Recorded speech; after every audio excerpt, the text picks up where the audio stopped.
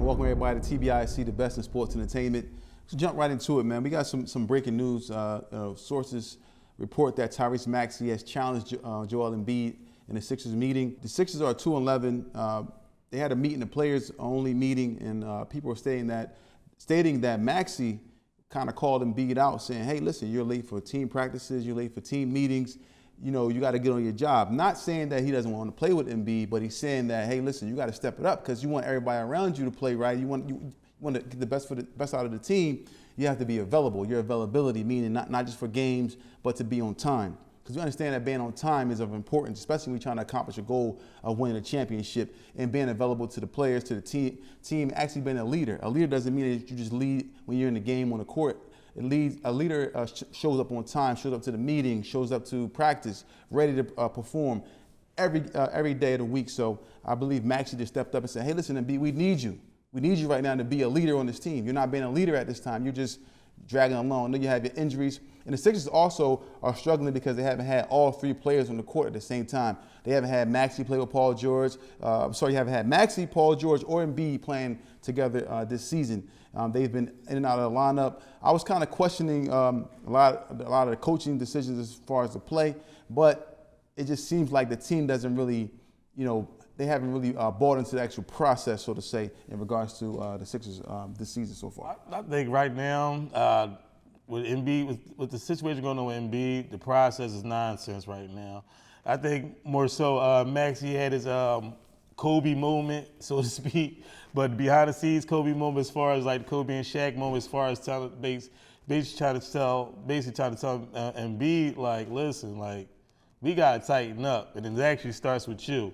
It's like Maxey is actually ready to be the leader of the Sixers if they ain't paying attention yet. Maxey already currently leads the Sixers in scoring at 27 points per game. So he's basically averaging 30. So he's giving everything he giving everything get out of him out there. And the whole thing is this the situation with Embiid is coming to, I want to say coming to an end, but is coming to a frustration point with the rest of the team. The Sixers is currently the worst team in basketball right now. They're 2-11.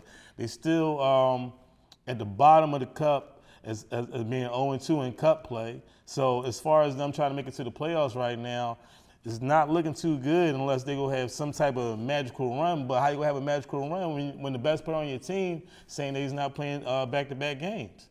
So what's the dilemma in that? Where are they supposed to go with that? If your best player on your team is saying they're not playing back-to-back games, so how you supposed to counter that?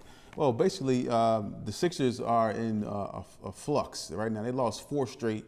Paul George is looking very old, not giving them much. Joel Embiid, even the games he's played, I don't even think he even scored 25 points in any of the games he's played.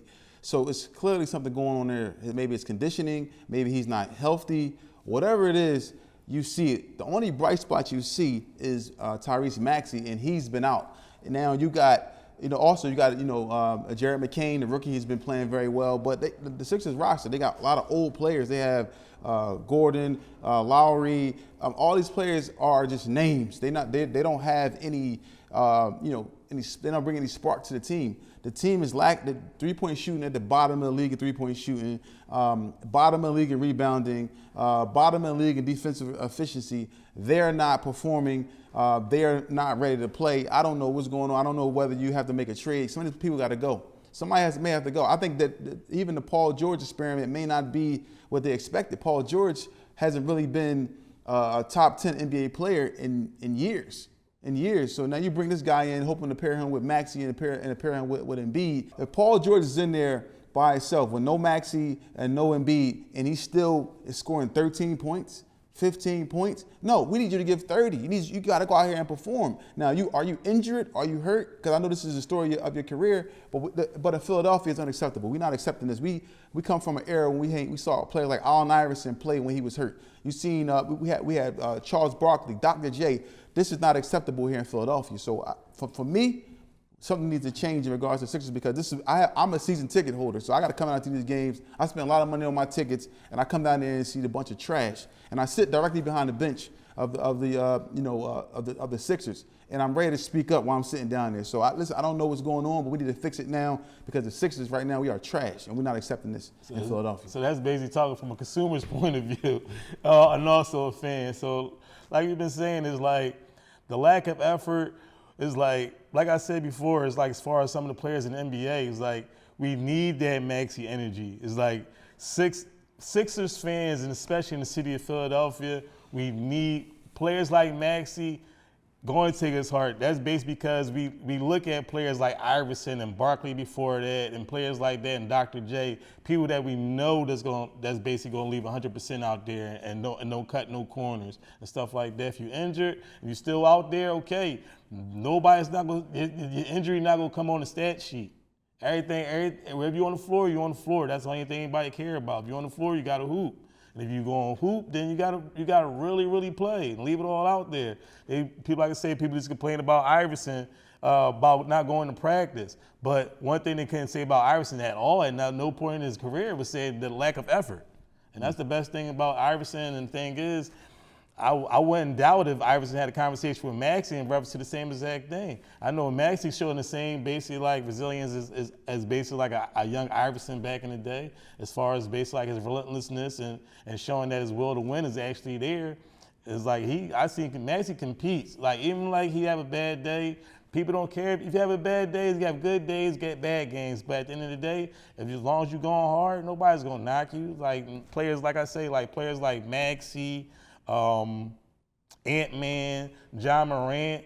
That's what the NBA need. We need players like that in the All-Star game. That would make the game interesting because that would make people love the game because we got to watch people that love the game play the game. If you ain't showing no love in the game, it's going to show, and it's going to show that the product is going to make the product look totally terrible. Yeah, well, I guess they got to figure out. They got a lot of work to do in regards to the Sixers, and they got a hell of a uphill battle, 2-11 at the bottom of the league, period, as far as the NBA goes. So we'll see what happens, man. Guys, get it together, man. It's TBIC, the best in sports entertainment. Quality over compromise is not a brand, it's a lifestyle. All of me.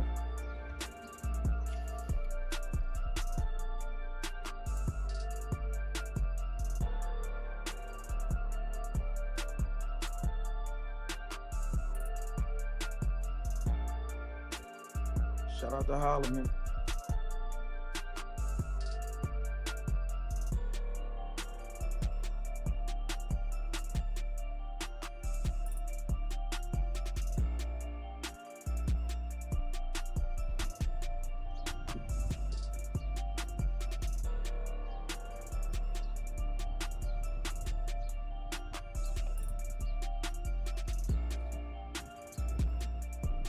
So quality over compromise. It's not just a brand, it's a lifestyle.